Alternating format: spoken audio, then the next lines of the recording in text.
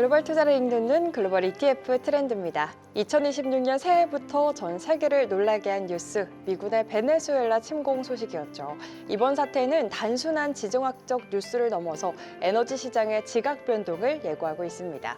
이 세계 최대 원유 매장량을 가진 베네수엘라 문이 다시 열린다는 것은 지난 수십 년간 고착화되었던 에너지 패권이 미국 중심으로 급격히 재편될 수 있음을 의미하기 때문인데요.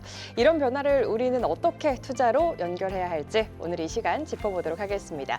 오늘도 이경준 키움투자자산운용 ETF 본부장님과 함께합니다. 어서 오세요. 예, 안녕하십니까. 반갑습니다. 올해 시작하자마자 전 세계를 놀라게 한 뉴스가 있었죠. 바로 미국의 베네수엘라 침공이었는데요. 지정학적 불안뿐만 아니라 투자 시장에도 변화를 일으키고 있는데 이 베네수엘라 이슈 먼저 짚어보고 넘어갈까요? 네, 작년 9월부터 이제 항공모함이 베네수엘라 근처로 뜨면서 미국의 어떤 군사적 조치가 예견되고는 있었습니다. 네. 그런데 이제 사실 국지적인 어떤 공습 정도 혹은 위협 정도로 저희가 생각을 했지 어떤 일국의 대통령을 체포하는 그런 참수작전의 형태로 진행될 것이다라고 하는 거는 사실 생각을 좀 하지 못했던 부분입니다. 그리고 미군이 이렇게 빠르게 작전을 이제 성공한 것도 굉장히 놀라운 상황이 아닐 수가 없는데요. 사실 더 놀라운 거는 뭐냐면 그 이후의 상황입니다. 1월 8일 날 어떤 침공을 했고요. 1월 5일 그 이후 5일 만에 미국의 유조선이 떠서 베네수엘라에 있는 원유를 가져왔다라고 하는 게 저는 정말 놀라운 소식이라고 생각을 합니다. 그리고 베네수엘라 정부가 저는 당연히 반항하고 저항할 줄 알았는데 굉장히 협조적이다라고 하는 부분이 좀 특이한 상황인데요. 사실 이런 베네수엘라 사태가 일어나기 전에 아프가니스탄, 이라크 전쟁을 기억하시는 분 같은 경우에는 미국이 손쉽게 베네수엘라를 제압하지도 못할 거다. 이렇게 이제 많은 분들이 예견을 하셨는데 지금 전혀 상황이 다르게 돌아가고 있다라는 게 재밌습니다. 저희가 물론 이제 베네수엘라가 완전히 미국의 어떤 석유의 어떤 공급망으로 들어오려면 물론 2년 정도의 대규모 투자, 정상화 과정을 거쳐야 된다고 하지만은 일단 베네수엘라 정부랑 굉장히 협력적 관계가 빠르게 세팅되고 있고 미국이 베네수엘라 원유의 수출을 통제하는 그런 상황까지 갔기 때문에 지금 미국의 석유 기업, 엑선모빌, 쉐브론 그리고 석유 인프라 기업들의 어떤 펀더멘탈들이 굉장히 빠르게 바뀌고 있는 상황이 아닌가 싶습니다. 네, 이 베네수엘라의 원유가 미국 석유 기업에 또 어떤 의미가 있길래 기업의 펀더멘탈이 바뀔 수 있는 건지도 궁금한데요. 함께 설명을 해주실까요? 네, 우선 베네수엘라랑 미국의 어떤 관계를 좀 아실 필요가 있는데요. 베네수엘라랑 미국은 원래 굉장히 우호적인 관계였고요. 이제 미국과 베네수엘라 관계가 거리가 굉장히 짧기 때문에 그 석유로 얽혀 있는 어떤 우방국 관계였다라고 이야기를 하고 있습니다. 근데 이제 1998년, 2000년쯤에 이제 그 우고 차베스라고 하는 이제 베네수엘라 대통령이죠. 이분이 이제 중남미 좌파의 상징인데 이분의 정권이 들어오면서 미국과 베네수엘라의 어떤 관계가 좀 틀어졌던 그런 상황이었습니다. 하지만은 이제 오랫동안 미국은 이제 베네수엘라 원유를 이제 수십 년간 수입해서 써왔던 그런 관계였기 때문에 미국 텍사스만 쪽에 있는 정유 시설의 대부분이 그 베네수엘라의 어떤 초중질유, 그러니까 베네수엘라 석유가 굉장히 끈적끈적한 특성을 가지고 있다고 합니다. 그런 초중질유를 정제하기에 굉장히 좋은 시설들이 텍사스에 있다라고 얘기를 하고 있는데요. 기존에 이제 2000년 이후에 미국이 생산을 시작한 셰일가스 같은 곳에서 나오는 기름은 굉장히 가벼운 기름, 경질유라고 합니다. 이 기름 같은 경우에는 그 이제 텍사스에 있는 그런 정유 시설과 좀 효율이 잘 안 맞다라고 이야기가 되고 있는데요. 이 베네수엘라 중질유가 들어오면 이 미국 석유 기업들이 가지고 있는 정제 시설들의 효율이 굉장히 높아진다고 합니다. 거기에 또 재밌는 게 석유 정제 기업들의 특징이 장치 산업이다 보니까 효율이 조금 좋아지면 그 마진율이 굉장히 좋아지는 특성이 나타나서 이 장치에 투자하는 비용이 굉장히 큽니다. 막 효율을 높이기 위해서. 그런데 재밌는 것은 기존에 미국이 가지고 있는 셰일가스 경질율과 베네수엘라의 중질유를 섞으면 오히려 이제 기존에는 기계를 석유에 맞췄는데 이제는 석유를 혼합함으로써 이제 기름을 이제 장치에 맞추는 네. 그런 이제 효율성에 극대화시킬 수 있는 투자를 할 필요가 없으니까요. 네, 그러니까 그쵸. 석금으로써 이제 어떤 굉장히 높은 효율의 원유를 만들어낼 수가 있다고 합니다. 그러겠네요. 그래서 그러다 보니 미국 석유 기업의 어떤 정제 마진의 개선이 좀 드라마틱하게 나타날 수 있다라고 하는 게 굉장히 중요한 포인트가 아닌가 싶습니다. 네, 그러면은 베네수엘라의 원유가 좀 안정적으로 시장에 공급이 된다면 유가가 하락할 가능성이 있지 않을까요? 이 경우 미국 석유 기업들은 좀 어떤 영향을 받게 될지도 궁금해지는데요. 네, 사실 이제 엑소모빌, 쉐보론 같은 메이저 기업들은 저희가 이제 업스트림, 다운스트림 얘기를 하는데 이제 채굴에서부터 생산, 네. 정제, 이제 디스트리뷰션까지 다 하는 기업들입니다. 그러다 보니까 유가가 되게 복합적으로 작동이 됩니다. 뭐 채굴 같은 경우에는 유가가 오를수록 좋고 정제 쪽에서는 유가가 낮을수록 좋고 뭐 이런 각각의 어떤 이해관계가 존재를 하는데 네. 그러다 보니까 이제 이 석유 기업 그럼에도 불구하고죠. 저희가 그럼에도 불구하고 이 새로운 원유가 공급된다고 하는 것들은 미국의 어떤 이제 기업들이 돈을 벌 수 있는 기회가 된다라고 하는 부분이 있고요. 일단 첫 번째 중요한 부분은 베네수엘라의 인프라 투자라는 부분이 이제 굉장히 많이 필요하다고 하잖아요. 네. 그러니까 지금 인프라를 개발하고 수리할 수 있는 기업들에 대한 기대감이 굉장히 높아지고 있는 상황입니다. 그래서 이제 인프라 투자 기업들이 지금 현재 단기적으로는 굉장히 전망이 좋은 상황이고 앞서 말씀드렸던 정제 마진이 굉장히 개선되는 부분들 때문에 어떤 석유 기업들의 현금 흐름이 굉장히 개선될 수 있다라고 하는 부분들을 저희가 주목해 볼 필요가 있습니다. 사실 저희가 에너지 기업들이 최근에는 배당주적 성격을 굉장히 크게 네. 띠고 있습니다. 그러다 보니까 어떤 정제 마진이 성장보다는 어떤 이제 현금 흐름이 중요한데 정제 마진이 개선됨으로써 현금 창출력이 높아지니까 배당 성장에 대한 기대감도 굉장히 커지면서 좀 더 리레이팅, 이익 증가에 따른 리레이팅이 좀 기대할 수 있는 그런 구간이 아닌가 저는 생각을 하고 있습니다. 네, 석유 기업 안에서도 다 다르겠지만 그럼에도 불구하고 돈을 벌 수 있는 기회가 올라가기 때문에 당연히 우리는 또 투자의 관점에서 기회를 엿볼 수 있을 것 같은데 이 이슈를 ETF로는 좀 어떻게 접근하면 좋을지도 궁금하거든요. 네, 이제 한국 ETF도 뭐 천 몇백 개가 되고 있기 네. 때문에 뭐 굉장히 ETF들이 다양하게 이제 상장되어져 있는데 지금 미국 전반의 어떤 석유 기업 전반을 커버하는 ETF가 이제 한국에도 두 종이 상장되어져 있습니다. 뭐 삼성자산운용의 코덱스 미국 S&P 500 에너지 합성 네. ETF가 있고요. 키움 투자자산운용의 키움 미국 원유 에너지 ETF 두 종이 있습니다. 코덱스 미국 S&P 500 에너지 합성 ETF의 경우에는 이제 미국 원유 이 기업의 주식을 직접 사는 것이 아니라 뭐 장외파생 상품을 통해서 이제 그 관련 기업들의 성과를 가져오는 형태로 이제 운용이 되고 있고요. 키움 ETF는 이제 실제 원유 쉐보론 같은 주식, 쉐보론 같은 종목의 주식, 엑소모빌 같은 종목의 주식을 실제로 담고 있는 이제 유일한 미국 석유 기업 ETF입니다. 이 ETF 모두 이제 미국 석유 기업 전반에 이제 투자를 하는 ETF인데 이런 운용 전략에서 차이가 있다는 점은 투자자분들께 확인하실 필요가 있어서 이제 이 부분은 투자자분들 선호에 따라서 이제 투자를 하시면 좋을 것 같습니다. 근데 이런 석유 기업에 이 투자를 하실 때 주목하셔야 할 포인트는 배당 수익이 일단 우선이 아닌가 싶은데요. 꽤 높습니다. 뭐 평균 3.8%, 뭐 지금 기대하실 수 있는 배당 수익률 한 3.4% 정도의 배당 수익률을 기대할 수가 있는데요. 네. 아까 말씀드린 것처럼 석유 기업들의 어떤 정제 마진이 굉장히 개선된다고 하면은 이제 배당 성장 그리고 배당 수익률의 개선도 굉장히 이제 기대될 수가 있기 때문에 단기적으로는 배당 수익률의 개선을 노리고 장기적으로는 미국 기업의 어떤 석유 패권을 이제 가져오는 그런 구조적 변화를 통해서 어떤 주가의 상승까지 같이 기대해 보는 것이 좋은 투자가 아닐까 싶습니다. 네, 국내에 상장된 원유 에너지 기업 ETF들 소개를 해주시면서 주목해야 할 부분은 배당 수익률이 되겠다까지 이야기를 해주셨는데 앞서 얘기를 해주셨던 것처럼 과거에 이라크나 아프가니스탄에서처럼 미국이 침공한 국가가 정치적으로 좀 계속 불안한 국면이 이어지는 거를 우리가 봐왔는데 이번에 베네수엘라는 어떨지도 궁금하거든요. 정치적 불안이 계속될 가능성이 있을까요?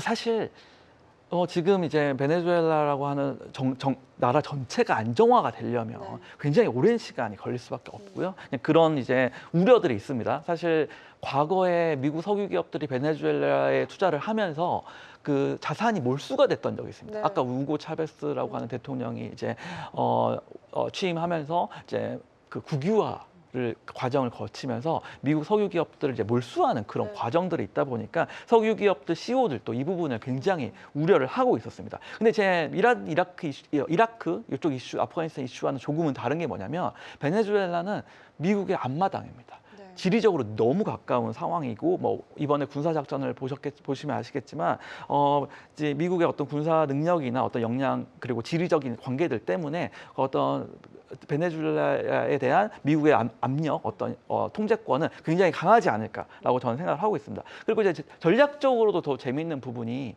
과거 이제 아프가니스탄이나 이라크 같은 경우에는 미군이 들어가면서 새로운 정부를 만들었거든요. 네. 근데 이번에 미군이 굉장히 스마트한 부분을 전략을 쓰고 있다라는 부분은 그 마두로 대통령만 이제 제거를 하고 그 기존에 남아있던 내각들은 그대로 이제 타협을 하는 이제 그런 특징을 보였는데 굉장히 스마트한 선택이 아닌가 싶습니다. 그래서 기존 내각을 통해서 정치적인 안정을 꾀하면서 동시에 이제 경제적인 이익에 집중하는 그런 어떤 효과적인 외교 전략을 이제 사용하고 있기 때문에 좀 이라크 이슈랑은 좀 다르다라고 생각을 하고 있고요. 최근에 나온 석유 기업들 CEO들의 어떤 우려 사항은 아까 말씀드렸던 이제 몰수되었던 자산을 이제 미국 정부가 베네수엘라 원유에 대한 석유 대금을 통제한다고 했지 않습니까? 네. 그러니까 석유 기업들 대표들은 이제 과거에 몰수했던 자산들에 대한 보상, 배상에 대한 어떤 협상에 대한 어떤 밀당의 과정으로 그런 이야기가 나왔다라고 저는 생각을 합니다.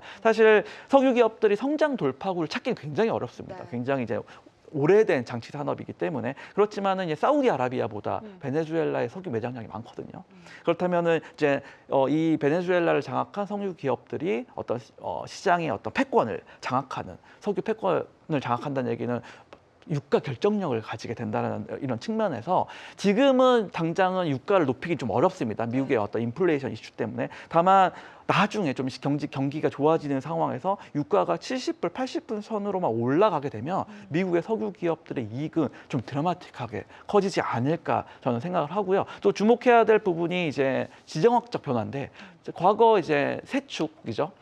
러시아, 중동, 미국이라고 하는 이제 미국 석유 생산의 세 축이 있었는데 러시아 같은 경우에는 이제 전쟁으로 인해서 거의 퇴출 상태고 뭐 중동 같은 경우에는 여전히 이제 지정학적 불안이 있는 상황에서 미국 베네수엘라 석유가 굉장히 안정적인 공급처로서 평가될 수 있어서 굉장히 장기간 좀 높게 평가될 수 있는 기회가 아닌가 싶습니다. 그래서 이제 이런 부분들에 대한 뭐 석유 기업들의 우려나 이런 것들을 떠나서 베네수엘라의 석유 개발에 굉장히 적극적으로 나설 가능성이 높다라고 저는 생각을 하고 있습니다. 네, 이라크나 아프가니스탄과는 좀 다른 경향성을 보일 가능성이 높겠다라고 이야기를 또 해주셨습니다. 그리고 앞으로의 석유 전망까지 또 이야기를 해주셨는데 지금 시장 여전히 기술주에 대한 투자 성장이 기대되는 시장이 아니겠습니까? 그런데 개인 투자자 입장에서 에너지 주식 투자라는 게 심리적으로 약간 거리감이 있을 것으로 보이거든요. 석유 기업 주식 투자를 해야 하는 이유가 있을까요? 뭐 당연히 이제 분산 투자 관점에서도 굉장히 중요하지 않나 싶습니다. 우선 기본적으로 기술주 밸류에이션에 대한 부담은 분명히 있기 때문에 좀 긴 호흡으로 에너지 기업에 대한 관심 분명히 필요할 것 같고요. 이제 워렌 버핏 네. 은퇴를 하셨어요. 네. 근데 이제 마지막으로 이제 작년에 어떤 투자한 것들에 대한 그 이제 통계치가 이제 보통 발표를 하잖아요. 그 결과가 나왔는데 그 미국의 대표적인 석유 기업 쉐브론이 지금 워렌 버핏의 포트폴리오의 7.1%를 차지하고 네. 있습니다. 물론 이게 2025년 3분기 기준인데요. 새롭게 신규로 이제 쉐브론 석유 기업 주식에 대한 이제 익스포저를 확대를 했다라고 하는 걸 저희가 주목을 해볼 필요가 있는데요. 뭐 워렌 버핏의 투자 스타일로 보실 때 저평가되었고 안정적인 사업 구조를 갖췄고 지속 가능한 수익 전망을 가진 기업에 일반적으로 투자를 하잖아요. 네. 지금 미국 석유 기업들이 그런 위치다.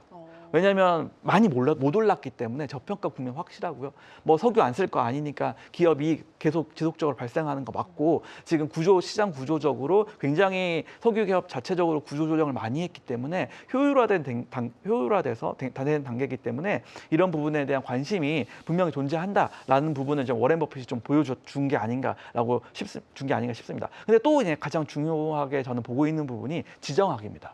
그러니까 올해 좀 중요한 테마가 기술주도 있지만 지정학 리스크거든요. 네. 지금 저는 그린란드 이슈는 상상도 못했어요. 저 땅 내놔라, 그린란드 내놔라 이렇게 전개가 될 줄은 몰랐습니다. 근데 유럽과 지금 미국 간에 이제 갈등 관계가 이제 생길 정도로 지정학적으로 불안한 상황인데요. 지금 그러다 보니까 금과 은의 어떤 이제 가격도 급등하고 있는 상황인데 이미 많이 올랐습니다. 많이 올라왔는데 저희가 봤을 때 이런 구조적인 불안식의 안전자산이 도대체 무엇이 될 수 있을까라고 했을 때 저희가 흔히 얘기하는 달러나 국채들은 지금 달러 같은 경우에는 이미 글로벌리 약세 국면에 좀 들어가 있는 상황이거든요. 그렇다면 저희가 지금 이 상황에서 안전자산은 도대체 무엇냐라고 봤을 때 지금 세계의 어떤 불안 요소를 만드는 곳이 미국 정부란 말이에요.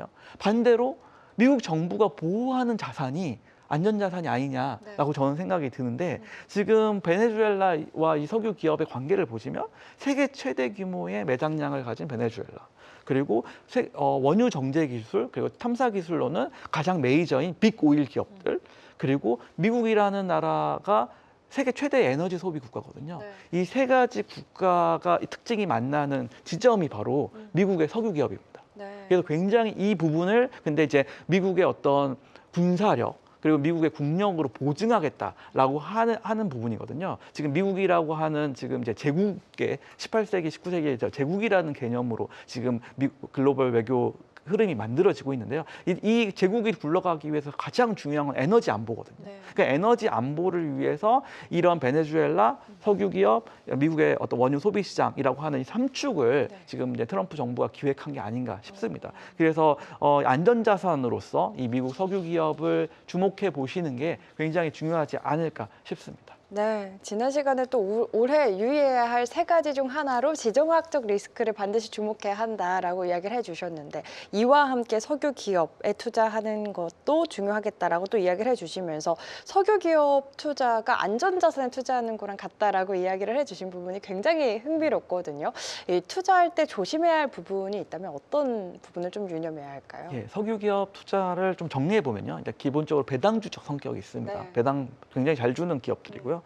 또 기존에 지금 기술주 붐에서 좀 소외되었었기 때문에 기술주 밸류에이션 부담에 대한 해지 수단으로서 또 의미가 좀 가지고 있고 지금 금, 은을 대체하는 어떤 그 커머디티적인 속성이 이 안에 유가라고 하는 특성 때문에 같이 들어가 있기 때문에 원자재 투자로서의 대안 효과도 분명히 존재한다라고 하는 게 이제 석유 기업의 투자인데 지금 이제 국면, 이제 지정학적 변화 국면에서도 대비가 될 수 있다라는 것이 지금 최근의 어떤 특성이다라고 할 수가 있는데요. 근데 유의할 점은 뭐냐면 지금 기존의 석유 패권을 가진 나라가 있잖아요. 중동의 이제 사우디아라비아 같은 이런 국가들이 있는데 이 미국이 설계하는 새로운 구조, 석유 패권 구조랑 기존의 석유 패권을 가지고 있는 국가와의 충돌이 심화될 수 있는 부분은 분명히 존재한다라고 저는 생각을 하고 있습니다. 그래서 이제 양자 간의 경쟁이 시작되면 아마 증산으로 갈 수가 있습니다. 그러니까 누가 이제 더 효율적으로 기름을 뽑고 있느냐를 경쟁을 할 수가 있는데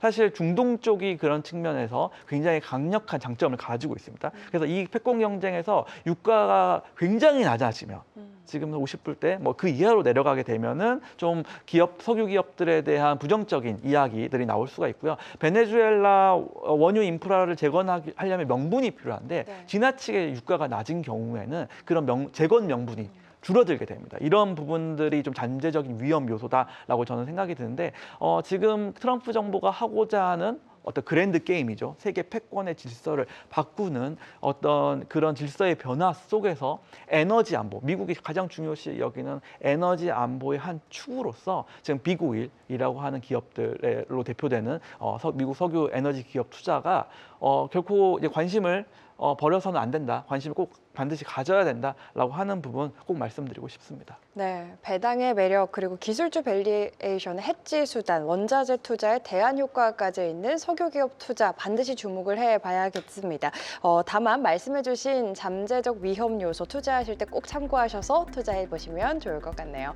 세계를 잇는 투자 글로벌 ETF 트렌드로 쉽고 안전하게 오늘 글로벌 ETF 트렌드는 여기까지입니다. 오늘도 좋은 말씀 감사합니다. 예, 감사합니다.